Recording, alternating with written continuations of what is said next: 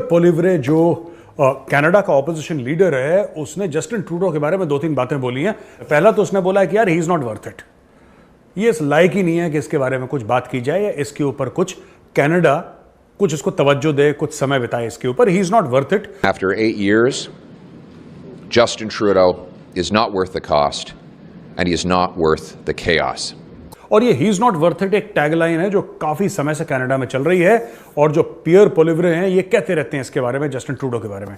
दूसरी बात उन्होंने ये करी है कि भाई भारत दुनिया की सबसे बड़ी डेमोक्रेसी है और जस्टिन ट्रूडो की जो सबसे बड़ी गलती है, आपने दुनिया की सबसे बड़े लोकतंत्र, सबसे बड़ी डेमोक्रेसी से आपने पंगा ले लिया। कुछ ऐसे लोग हैं जो गवर्नमेंट में आ गए हैं और गवर्नमेंट की पॉलिसी को इन्फ्लुएंस करते हैं, वरना कंजर्वेटिव्स के साथ तो उनके बहुत अच्छे रिलेशनशिप है। तो वो यही करें कि आप कंड्यूसिव एनवायरनमेंट करें तो फिर हम सोचेंगे, ये कोई परमानेंट थोड़े हमने बैन कर दिया है, it's a temporary major. India financial action task force का इस्तेमाल करेगा अगेंस्ट कनाडा कि जनाब हमारा तो आपके साथ बड़ा मसला बना हुआ है। The west in fact has abandoned Canada, west ने कनाडा को अबैंडन कर दिया अगेंस्ट इंडिया।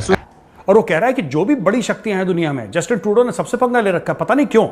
वो कह रहा है कि पता नहीं क्यों, मुझे खुद समझ में नहीं आ रहा कि ये आदमी क्यों लड़ता फिरता है सबसे। अरे भाई, कोई भी मुद्दा आराम से बैठ के प्यार मोहब्बत से डिप्लोमेटिकली सेटल करो। ये मुंह फाड़ देता है जस्टिन ट्रूडो, फिर उसके बाद कनाडा फंस जाता है। इसकी आदत है जस्टिन ट्रूडो की बकवास कर। पहले 41 डिप्लोमेट चले गए हैं इस सारी बैटल के अंदर, to be frank and honest, इस सारी डिप्लोमेटिक रॉ के अंदर जिस मुल्क को सबसे ज्यादा नुकसान पहुंचा वो कनाडा को पहुंचा। इंडिया को कुछ भी नहीं हुआ। इंडिया की क्या है, prime minister Modi politically strong हुआ है। जय हिंद दोस्तों ट्रूडो को विपक्षी नेता ने बहुत खरी खोटी प्रेस कॉन्फ्रेंस कर सुनाई है।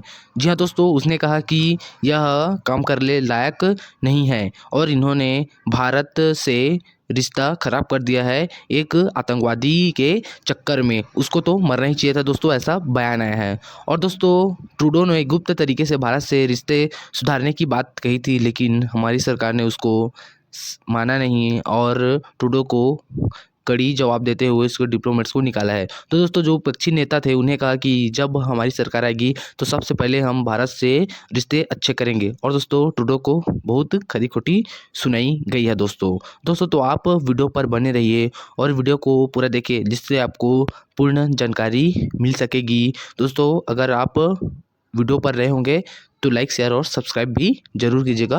तो दोस्तों वीडियो को स्टार्ट करते हैं। कि मैं ये मानता हूं कि जो मंदिरों पे अटैक करे, मंदिरों पे हमला करे, उनके ऊपर क्रिमिनल चार्जेस लगने चाहिए। तो दोस्तों मंदिरों पे कौन अटैक कर रहे हैं? खालिस्तानी, जाहिर सी बात है। तो मुझे लगता है कि जितने भी वहां पे इंडियंस हैं कनाडा में, सब सपोर्ट करें इस बंदे को, पियर पोलिवरे को, और ये देखें कि किस तरीके से ये प्रधानमंत्री बने। और भारत के जो लोग हैं, मतलब किसी भी प्रकार की जो भी इसको सपोर्ट चाहिए, मॉरल सपोर्ट तो है ही, सोशल मीडिया पर सपोर्ट है, मेन स्ट्रीम मीडिया पर सपोर्ट है, और क्या चाहिए? क्योंकि जो हमारे मंदिर बचाए, जो हमारे लोगों को बचाए, हमें उसको सपोर्ट करना है। वरना एक खालिस्तानी भेड़ियों के पीछे लगा हुआ है, पता नहीं क्यों ये। और मुझे लगता है कि इसको कोई खास अकल भी नहीं है जस्टिन ट्रूडो को ना। He does not have brains, he is not a very intelligent गाय।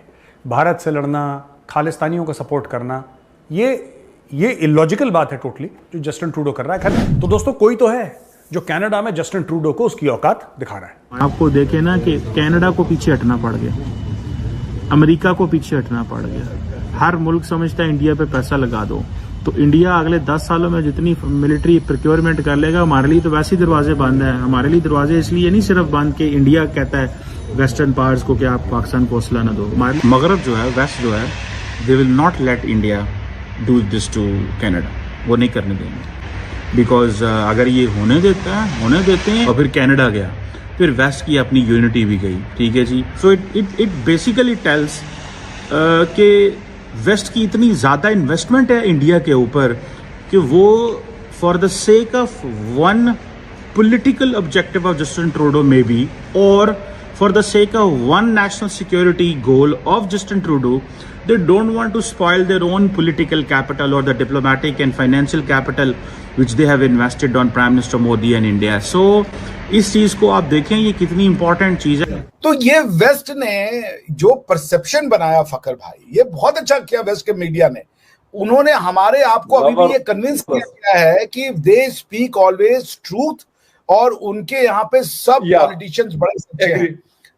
हालत ये है कि बिल्कुल प्यू रिपोर्ट ये है कि most of the western country democracy से टायर्ड है, क्योंकि उनको ये लगता है कि डेमोक्रेसी हैड फेल्ड। अब इसका हल तो खैर ऐसा नहीं है कि हल नहीं है, क्योंकि जिस तरीके से अभी हमने देखा कि इंडिया ऊपर आया तो दुनिया का माइंडसेट चेंज हुआ। इससे ये साबित होता है जब आप मजबूत होते हैं तो कहीं ना कहीं जाके इनको भी फिर मतलब एक होता है कि यार अब नहीं हो सकता। मैं ये नहीं कहता कि आप लड़ने के लिए उनके खिलाफ जाएंगे या कोई और आपके ऊपर चढ़ दौड़ने के लिए आएगा, but what the thing is, जब इनको पता चलता है कि आप ये मजबूत हो गए, इनको हम कुछ नहीं बिगाड़ सकते, तो फिर उनकी सोच में कुछ शायद तब्दीली आती है। जो स्टीफन हार्पर साहब थे, इनके जस्टिन ट्रूडो साहब के पहले के जो प्राइम मिनिस्टर थे, Modi had a phenomenal relationship with him, so much so that कि वो उनके विजिट में स्टीफन हार्पर साहब जब मोदी साहब कनाडा गए थे पिछली बार, तो स्टीफन हार्पर साहब मोदी जी के प्लेन में बैठ करके एज अ प्राइम मिनिस्टर एक शहर से दूसरे शहर गए थे। सो मच ऑफ बॉनहमी एंड कैमरेडियर थी। लेकिन आज ये ट्रूडो साहब जो कर रहे हैं वो तो अनहर्ड है, अनप्रेसिडेंटेड है। तो उन्होंने यही कहा है कि हमें कनाडा से प्रॉब्लम नहीं है, इसलिए दरवाजा बंद है, आपको पैसा कोई नहीं, 1 मिनट में भागते रहेंगे। आप लॉकेट मार्टिन के पास जाएं, कहें यार इन्ना असला लेना है, इन्ने पैसे लो कैश, वो भज के देंगे। तो उनको इंडिया से कोई गर्ज नहीं है, उनको गर्ज है आपकी गुर्बत से। उन्होंने पता एक भुखे ने तो आप गन्ना नहीं रखते, मतलब आपकी ये जरूरत कि आपके पास पैसा भी नहीं और आपको में डिफेंस भी अपना तेज करना है। सो ये चीज़ें मैं समझता हूँ, I personally find out this very important के with the growing Indian defence procurement, with the growing Indian defence acquisitions जो हो रही हैं, जो उनकी रेलेवेंस हो रही है, पाकिस्तान ने अगर इकॉनमी अपनी कमजोर मजबूत ना की, आपका दिफा ख़त्म हो जाएगा। ठीक है, आपके लिए मसले मसाइल बहुत तेज़ी से बढ़ने शुरू हो जाएंगे। ये मेरी एक बड़ी स्ट्रॉन्ग ऑब्जर्वेशन है। माजी में जो चीज़ें चलती रही, अमेरिका आपको असला देता रहा फॉर अफगानिस्तान, हमने उसको इंडिया के लिए भी कहीं कहीं इस्तेमाल करते रहे। अब अमेरिकन ने भी पाबंदियाँ लगा दी हैं, दुनिया ने भी पाबंदियाँ लगा दी हैं। इंडिया को सिंगल हैंडेडली मिल रहा है। चाइनीज़ असला जो है वो इतना रिलायबल नहीं है, उसके अपने इश्यूज हैं। टर्किश असला जो है वो हम उस तरह टर्की ने हमारे लिए वो फ्री चेक लिख के नहीं रखे हुए।